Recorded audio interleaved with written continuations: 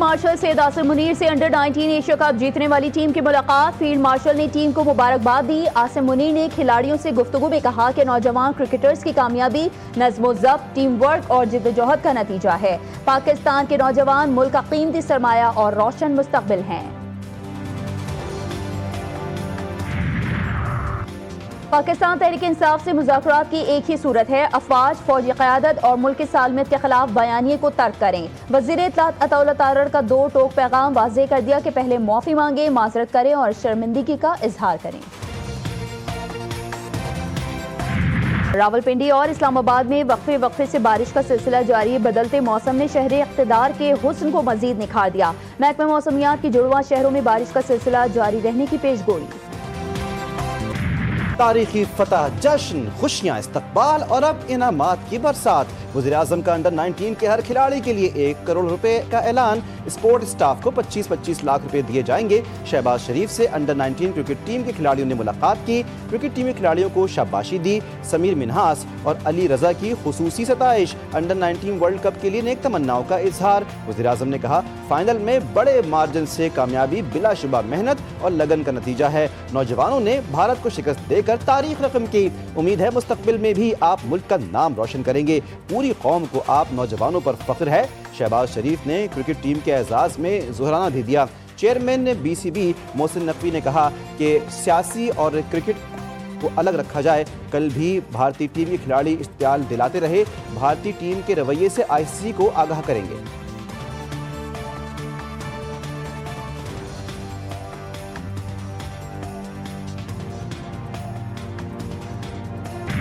آپ وہ جی مگر یہ سب کیا ہے، تم میرا نام کیوں نہیں لیتے؟ فاتح پاکستان کا نام نہ لینے پر بھارتی بورڈ کی سوشل میڈیا پر رسوائی۔ پاکستان سے شکست پر انڈین کرکٹ بورڈ کا ٹویٹ۔ توجہ کا مرکز بی سی سی آئی نے لکھا انڈر 19 ایشیا کپ کے فائنل میں انڈیا کو 191 رن سے شکست ہوئی۔ سوشل میڈیا صارفین نے بی سی سی آئی کو آڑے ہاتھوں لے لیا۔ بھارتی کرکٹ بورڈ سے جیتنے والی ٹیم کا نام پوچھتے رہے۔ سیاسی اداروں کو مضبوط ہونا چاہیے، ایک دوسرے کی بالادستی کے بجائے آئین کی بالادستی کو دیکھنا چاہیے۔ سیاست کچھ بھی ہو لیکن روایات کو زندہ رکھنا ضروری ہے۔ سربراہ جے یو آئی فے مولانا فضل الرحمان کہتے ہیں پاکستان دہشت گردی کا شکار ہے۔ دہشت گردوں کے خلاف ہم سب ایک پیج پر ہیں۔ ہمیں افغان پالیسی پر غور کرنے کی ضرورت ہے۔ افغانستان کبھی ہمارا دوست نہیں رہا، ہمیں سوچنا ہوگا ہماری افغان پالیسی ناکام تو نہیں ہو چکی۔ گورنر سندھ نے فضل الرحمان کو اعزازی ڈگری سے نوازا۔ کامران خان ٹیسوری نے کہا کہ بلوچستان میں دہشت گردی کے تانے بانے افغانستان سے ملتے ہیں۔ پاکستان نے ہمیشہ افغانوں کو اپنا بھائی سمجھا۔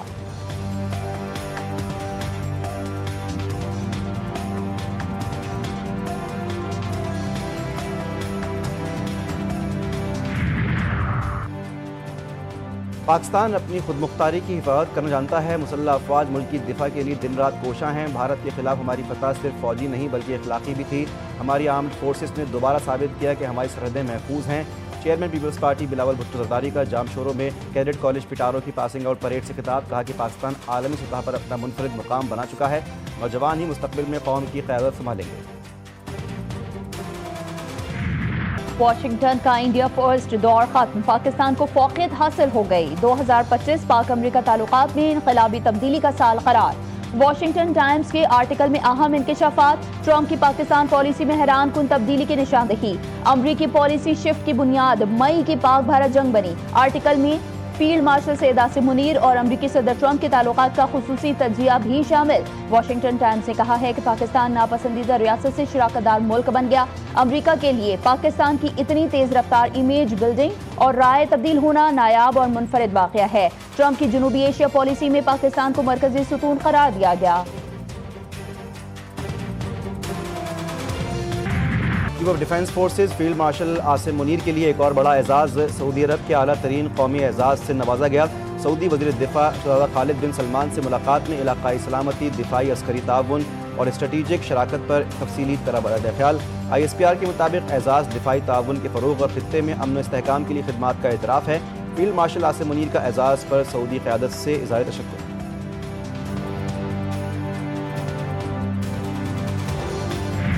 ملک کی معیشت میں ایک اور سنگی میل۔ پاکستان کے زر مبادلہ ذخائر مارچ 2022 کے بعد بلند ترین سطح پر پہنچ گئے۔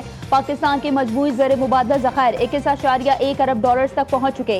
स्टेट बैंक के पास मौजूदा ज़र मुबादला ज़खायर 15.9 अरब डॉलर्स रिकॉर्ड किए गए। बैरून कर्जा बामुकाबला GDP तनासुब 31% से कम होकर 26% तक आ गया। मौशी माहिरीन कहते हैं ज़खायर में इजाफा कर्जों के बजाय मुकामी तरक्की और एतमाद की वजह से है।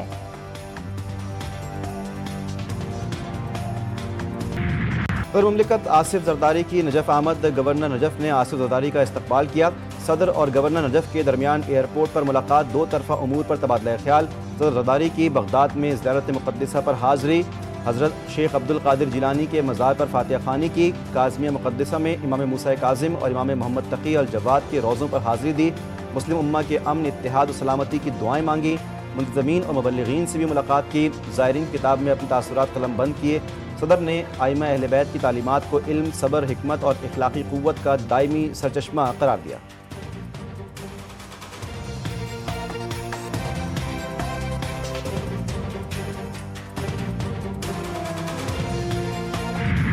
अदालती बालादस्ती खत्म कर दी, बस चलता तो आइन भी मुअत्तल कर देते। हुकूमत को बताइए पंजाब प्रॉपर्टी ऑनरशिप ऑर्डिनेंस रह गया तो जाती उम्रा भी आधे घंटे में निकल जाएगा।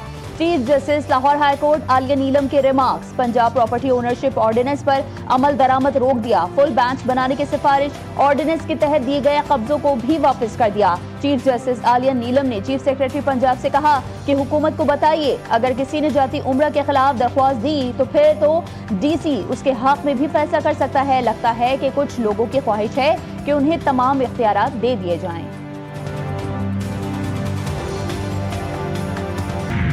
बड़े हों या छोटे सभी फॉर्म 47 वाले हैं। सिर्फ साद रफीक ने फॉर्म 45 के मुताबिक शिकस्त का ऐलान किया। अमीर जमात इस्लामी हाफिज नईम का लाहौर में किताब की रुनुमाई तकरीब से खिताब। कहा 40 साल तक जिद्दोजहद करने वालों को जमातों में मुकाम नहीं दिया जाता।